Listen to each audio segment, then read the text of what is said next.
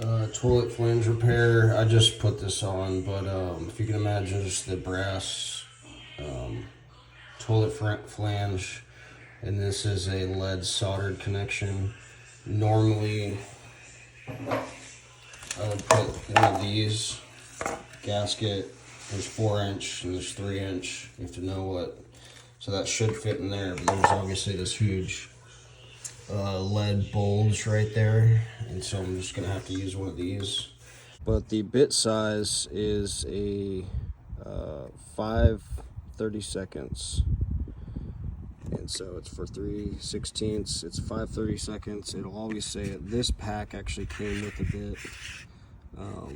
So if you buy the big box that this comes with, but you can obviously also buy smaller ones, but if you're doing a flange, might as well just buy the whole big box. You'll probably, to do that whole box, you'll probably go through a few of these. These obviously wear out masonry bits. They have the little flange tip.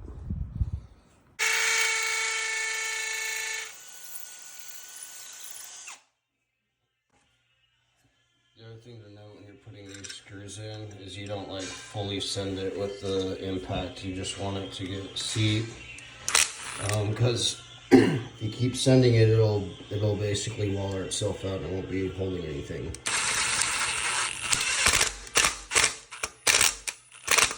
So just stop right there. This thing's super solid, 4 screws. That's all I'm going to put on this one. So it's the exact same process for this, except you basically have to cut this out, which it's all lead, so it cuts pretty easy. It looks, I have like a trash chisel that I'll use to bust that out, and then just peel it out, and then you'll take a hammer, and there'll be like kind of like jagged lead metal. You just pound it towards the concrete so that this slips in there. But this is alternatively is fine as well. So flange should always be sitting on top of the floor.